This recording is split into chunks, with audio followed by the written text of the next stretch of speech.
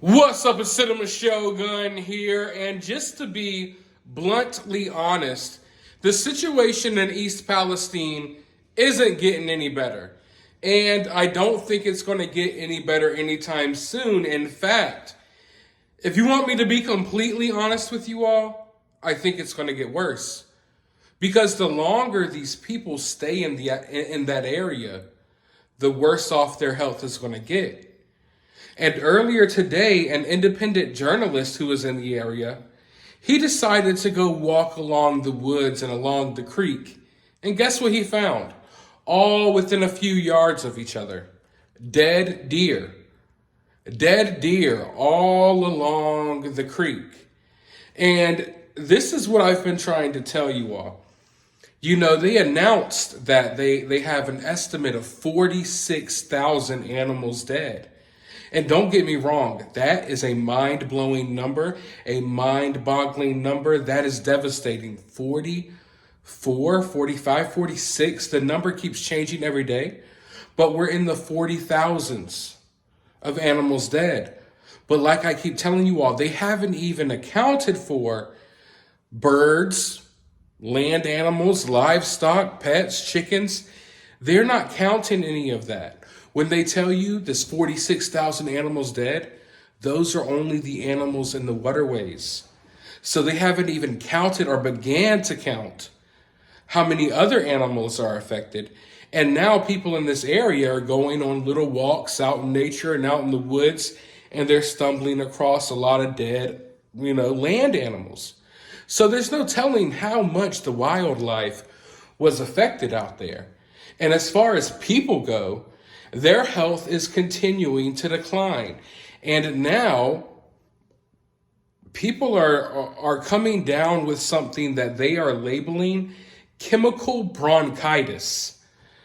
I mean, I've heard of bronchitis before, but chemical bronchitis?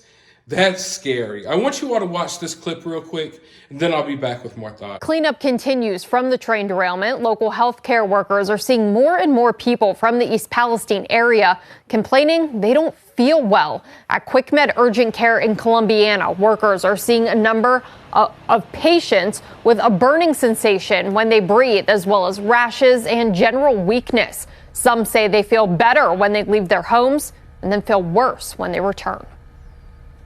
Be a lot of things, but if you're leaving your house and they improve and you go back and it comes back, I'm not thinking it's allergies. I'm not thinking it's a cold. I think it's related to that stuff you're inhaling there. Weiss says that burning sensation could be what's called chemical bronchitis. She urges anyone suffering similar symptoms to visit their healthcare provider. I'm telling you all, the rashes these people are getting on their body are really scary. YouTube is really weird about you showing stuff like that. Plus, let's be honest, they don't want us talking about this topic at all. They hate that I'm making these videos every day. But anyways, who cares what they feel about, how they feel about the situation? They're developing these crazy rashes.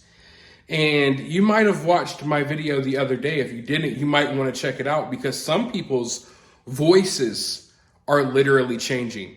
They're starting to sound like they've been sucking in helium. They sound like freaking cartoon characters out there. It's really weird. It's really weird, but this is just the health effects that we know of so far. And these are just the health effects that they feel comfortable with, like, kind of letting out there.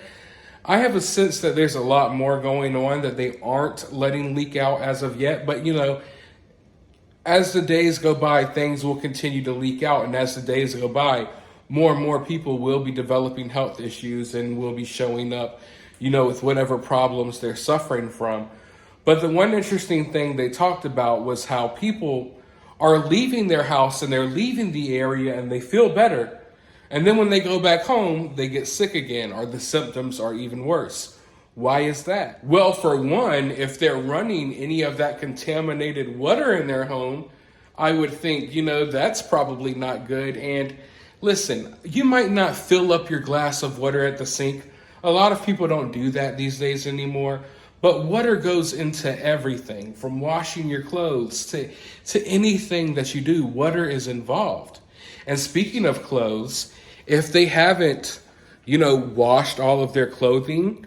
Chemicals could be clinging to that. It could be clinging to their curtains, their, bed sheets, all of that stuff. So there's various reasons why when they leave the home, maybe they feel better, but when they're at the home, they feel worse. Plus, those houses are filled with all types of stuff. And I don't trust any of the people who are supposedly there to clean it out. Let's not forget that they made people sign contracts if they wanted their house tested. And in these contracts was a fine print that said it would let these companies off the hook for what happened in East Palestine.